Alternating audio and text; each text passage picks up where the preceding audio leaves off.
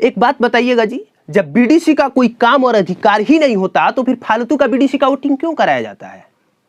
जब पूरे कार्यकाल यानी 5 साल में बीडीसी एक भी गली और नली का निर्माण ही नहीं करवा सकता तो फिर क्यों फालतू का जनता को लाइन में लगा के मुखिया, सरपंच, वार्ड मेंबर और जिला पार्षद के अलावे बीडीसी को भी वोट दिलवाया जाता है?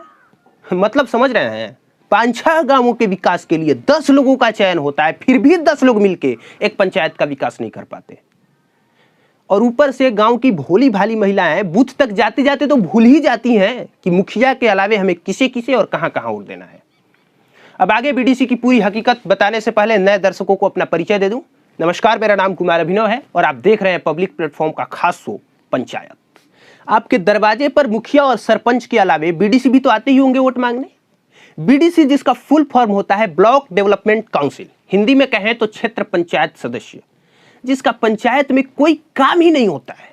बिल्कुल सही सुने आप, एक बीडीसी का पंचायत में कोई काम नहीं होता है और जितना काम होता है उस पर तो खुद काम भी शर्मिंदा हो जाए कि बस इतने से काम के लिए तुम लोगों ने एक आदमी का ही चयन कर दिया। जानते हैं बीडीसी का क्या काम होता है? सिर्फ ब्लॉक प्रमुख का चयन करना।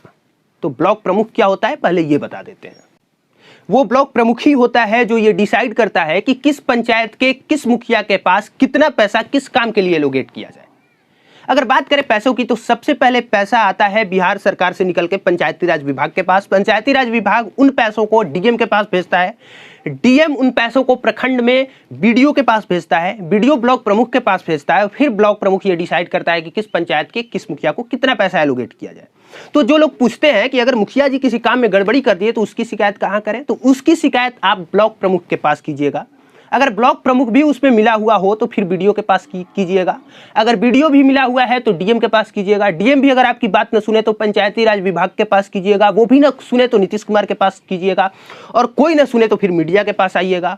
अगर फिर भी मीडिया खबर चला दे फिर भी उस खबर का कोई असर ना हो तो फिर कोर्ट में जाइएगा। अगर इतनी लंबी लड़ाई आप लड़ सकते हैं तो सैल्यूट है आपको। अब आगे 15वां वित्त आयोग कहता है कि 15 से 20% काम बीडीसी अपने क्षेत्र में करा सकता है, लेकिन बीडीसी तो अपने क्षेत्र में तब कराएगा जब ब्लॉक प्रमुख उसे पैसा एलोकेट करेगा। अगर ब्लॉक प्रमुख बीडीसी को पैसा ही न दे तो बीडीसी फिर क्या काम कराएगा? और अधिकतर यही हो रहा है, जो पैसे आ रहे हैं वो ज्यादातर पैसे या तो फिर मुखिया या फिर वार्ड सदस्य के फंड में जा रहा है। यानी बीडीसी सिर्फ और सिर्फ ब्लॉक प्रमुख चुनने की एक मशीन बन के रह गया है।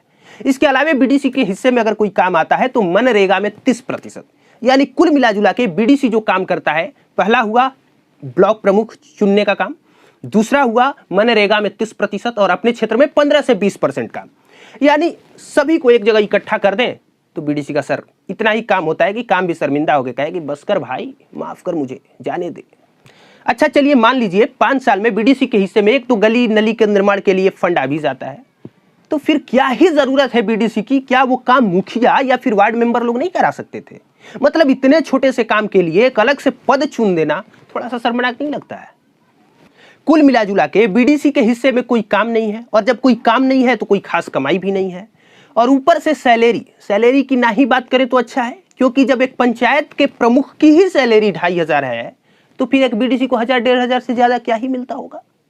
तो जब बीडीसी के हिस्से में कोई खास काम और कोई खास कमाई नहीं है तो फिर क्या पद, प्रतिष्ठा और इज्जत के लिए लोग बीडीसी का चुनाव लड़ते हैं और जीतने की कामना करते हैं? इसका सही जवाब है नहीं। जिस तरह से मुखियाई के चुनाव में जनता दारू, मुर्गा और समोसा पे बिक जाती है, वैसे ही बीडीसी लोग भी ब्लॉक प्रमुख के हाथों एक 4 व्हीलर और 2-4 लाख रुपया पे बिक जाते होंगे। आप खुद सोचिए, जब मुखिया के चुनाव में ही लाखों रुपया पानी की तरह बहा दिया जाता होगा तो पूरे प्रखंड का प्रमुख बनने के लिए क्या लाखों रुपया और गाड़ियां ऑफर नहीं की जाती होंगी? लेकिन इसी बीच ये भी सोचने वाली बात है कि क्या जनता सिर्फ और सिर्फ कमाई करने का एक जरिया है जिसे कोई भी मंत्री कोई भी पद अपने हिस्से से और अपने तरीके से निचोड़ लेता है? अगर नहीं तो फिर उन सारे फालतू के पदों को हटाया जाना चाहिए जिसका कोई काम और कोई जरूरत नहीं है, या फिर उसका दायरा बढ़ाना चाहिए ताकि वो भी ढंग से काम करे और कमाई करे। बाकी तो आप समझ ही रहे हैं। हाँ, अगर आपका कोई सवाल है तो वो सवाल हमें इंस्टाग्राम पे भेज सकते हैं, आपके सवालों का जवाब जरूर मिलेगा। बाकी पब्लिक प्लेटफॉर्म देखते रहने के लिए और आपके सपोर्ट के लिए थैंक यू रहेगा।